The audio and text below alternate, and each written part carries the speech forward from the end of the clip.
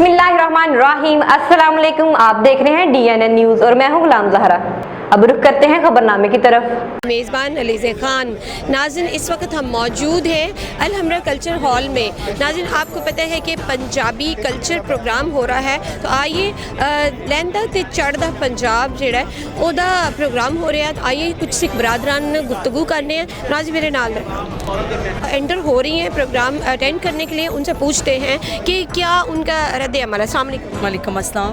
अच्छा, पंजाबी प्रोग्राम है तो मेरा ख्याल है पंजाबी बोलनी चाहिए जी हाँ जी बिल्कुल पंजाबी क्योंकि साडा कल्चर प्रोग्राम हो रहा है कि ਉਹਦੇ ਰਿਲੇਟਡ ਸਾਨੂੰ ਗੱਲ ਕਰਨੀ ਚਾਹੀਦੀ ਹੈ। ਕਿਉਂ ਮੈਡਮ ਠੀਕ ਕਹਿ ਰਹੇ ਹੋ जी बिल्कुल ठीक कह रहे हो तुसी। ਅੱਛਾ, ਮੈਨੂੰ ਇਹ ਦੱਸੋ ਕਿ ਤੁਸੀਂ ਸਪੈਸ਼ਲੀ ਪ੍ਰੋਗਰਾਮ ਅਟੈਂਡ ਕਰਨ ਵਾਸਤੇ ਆਏ ਹੋ, ਦੇਖਣ ਵਾਸਤੇ ਆਏ ਹੋ, कैसा लग रहा है ਇੱਥੇ ਆ ਕੇ?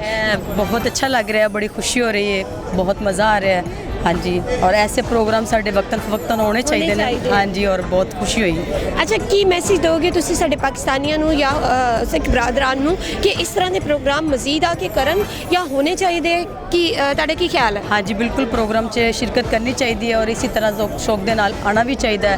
ਇਹ ਮੇਲੇ ਦੀ ਰੌਣਕ सब कुछ बहाल रहे इसी तरह ही हमेशा।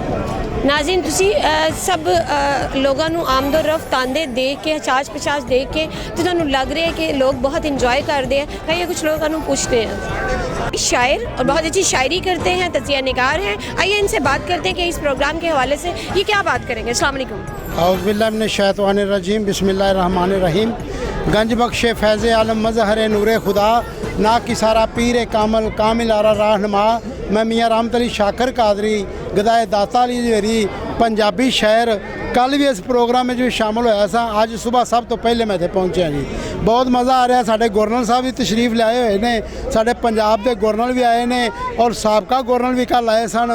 अच्छा प्रोग्राम हो रहा है, बहुत लोग इंजॉय कर रहे हैं, बड़ा मज़ा आ रहा है। असी कहने हैं जी पंजाब दे विच ये साडा कज़ाफी स्टेडियम पंजाब कल्चर है कंपलैक्स है, इत्थे हर वक्त ऐसे प्रोग्राम चलते रहने चाहिए ने और साडी आवाम खुशहाल होवे ताकि इन्हां लोगों को पंजाबी ਦੇ ਬਾਰੇ ਪਤਾ ਚੱਲੇ, ਪੰਜਾਬੀ ਕੀ ਚੀਜ਼ ਹੈ ਔਰ ਪੰਜਾਬੀ ਬੋਲੀ ਜਾਣੀ ਚਾਹੀਦੀ ਹੈ ਜੋ ਕਿ ਸਾਡੀ ਮਾਦਰੀ ਜ਼ਬਾਨ ਪੰਜਾਬੀ ਹੈ ਜੀ।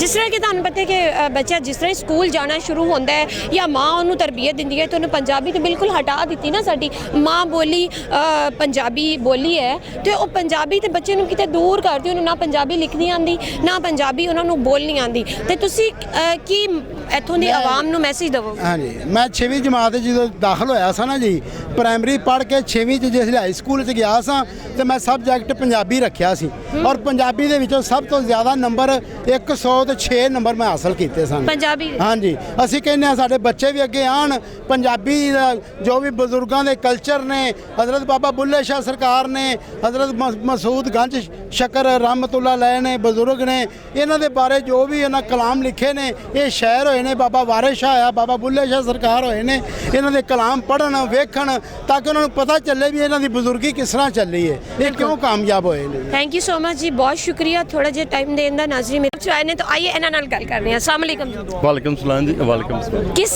की हाल है ਤੁਹਾਡਾ? बहुत बहुत चढ़ती कला, बहुत ਤੁਸੀਂ ਦੱਸੋ। मैं ਤੇ ਤੁਹਾਨੂੰ ਦੇਖ ਕੇ ਖੁਸ਼ ਹੋ ਗਈ ਹਾਂ।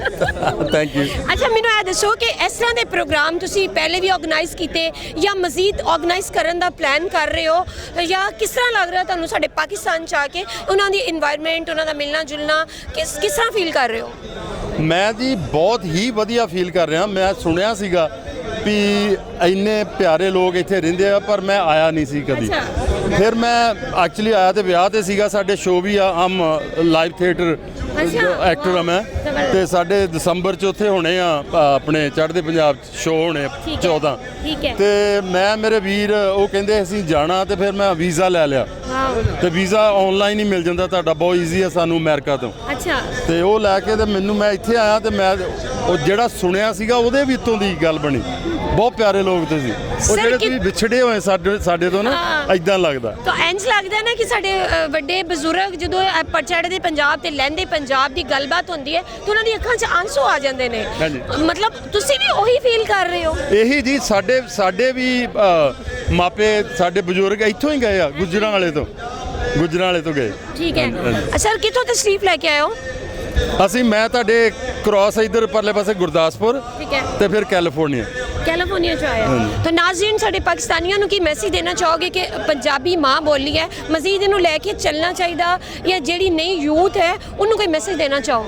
ਮੈਂ ਯੂਥ ਨੂੰ ਇਹੀ ਮੈਸੇਜ ਦੇਣਾ ਚਾਹੂੰਗਾ। ਅੰਦਰ ਮੈਂ ਸੁਣਿਆ ਵਾ ਉਹ ਕਹਿੰਦੇ ਵੀ ਪੰਜਾਬੀ ਲਾਜ਼ਮੀ ਕਰ ਰਹੇ ਸਕੂਲਾਂ ਦੇ ਵਿੱਚ, ਮੈਨੂੰ ਬਹੁਤ ਹੀ ਵਧੀਆ ਲੱਗਿਆ ਤੇ ਉਹ ਹੋਣੀ ਚਾਹੀਦੀ ਆ। ਮੈਂ ਪੰਜਾਬ ਯੂਨੀਵਰਸਿਟੀ ਦੇ ਸਟੂਡੈਂਟਸ ਨੂੰ ਵੀ ਮਿਲਿਆ, ਬੜਾ ਉਤਸ਼ਾਹ ਸੀਗਾ ਉਹਨਾਂ ਸਾਰਿਆਂ 'ਚ ਤੇ ਬੜਾ ਪਿਆਰ ਕੀਤਾ ਉਹਨਾਂ।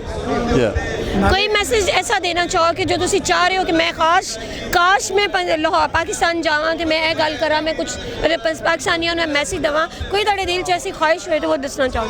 ਖਾਸ਼ ਇਹੀ ਆ ਜੀ, ਜਿੱਦਾਂ ਤੁਹਾਨੂੰ ਮੱਕਾ ਮਦੀਨਾ, ਸਾਨੂੰ ਆ ਬਾਬੇ ਨਾਨਕ ਦੀ ਧਰਤੀ ਜਿਹੜੀ ਆ ਸਾਡੇ ਵਾਸਤੇ ਮੱਕਾ ਮਦੀਨਾ ਹੀ ਆ। ਉਹ ਪੈਦਾ ਇੱਥੇ ਹੋਏ, ਉਹਨਾਂ ਨੇ ਹਲ ਚਲਾਇਆ, ਇੱਥੇ ਹੀ ਸਭ ਕੁਝ ਸਾਡਾ, ਇੱਥੇ ਸਭ ਕੁਝ। ਬਹੁਤ ਸ਼ੁਕਰੀਆ ਜੀ ਤੁਹਾਡਾ, ਬੜੀ ਮਿਹਰਬਾਨੀ। ਕੱਲ ਜਿਹੜਾ ਪ੍ਰੋਗਰਾਮ ਦੇ ਵਿੱਚ ਇਹਨਾਂ ਨੇ ਇਜ਼ਹਾਰ ਕੀਤਾ, ਸਿਸਟਮ ਕੀਤਾ ਇਹਨਾਂ ਨੇ, ਕਮਾਲ ਸੀ। ਤੁਹਾਡੀ ਪਰਫਾਰਮੈਂਸ ਬੜੀ ਜ਼ਬਰਦਸਤ ਸੀ ਔਰ ਬਹੁਤ ਦਿਨੋਂ ਬਾਅਦ ਤੁਹਾਡਾ ਸਤਿ ਸ੍ਰੀ ਅਕਾਲ ਕਿ ਤੁਸੀਂ ਇੱਥੇ ਸਾਡੇ ਕੋਲ ਆਏ ਸਾਡੀ ਤਰਫੋਂ। ਸਰ ਕੀ ਪ੍ਰੋਗਰਾਮ ਕੀਤਾ ਤੁਸੀਂ ਕੱਲ ਇਹੀ ਆ, ਮੈਂ ਜਿੱਦਾਂ ਗਾਣੇ ਵੀ ਗਾਉਣਾ, ਭੰਗੜਾ ਵੀ, ਹਾਕੀ ਵੀ ਬਹੁਤ ਤਗੜੇ ਖੇਲੀ ਆ ਮੈਂ, ਤੇ ਕੱਲ ਮੈਂ ਇਹਨਾਂ ਨੂੰ ਇਹ ਗਾਣਾ ਸੁਣਾਇਆ, ਇਹਨਾਂ ਨੇ ਲਾਈਕ ਕੀਤਾ ਤੇ ਸਾਡੇ ਲਈ ਵੀ ਕੁਝ ਗਾ ਦਿਓ।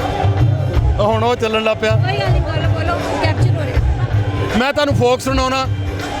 ਜੱਗਾ ਜੰਮਿਆ ਤੇ ਮਿਲਣ ਵਧਾਈਆਂ, ਜੱਗਾ ਜੰਮਿਆ ਤੇ ਮਿਲਣ ਵਧਾਈਆਂ, ਤੇ ਵੱਡਾ ਹੋਇਆ ਡਾਕੇ ਮਾਰਦਾ ਜੱਗਿਆ ਤੁਰ ਪਰਦੇਸ ਗਿਓ ਬੂਆ ਵੱਜਿਆ।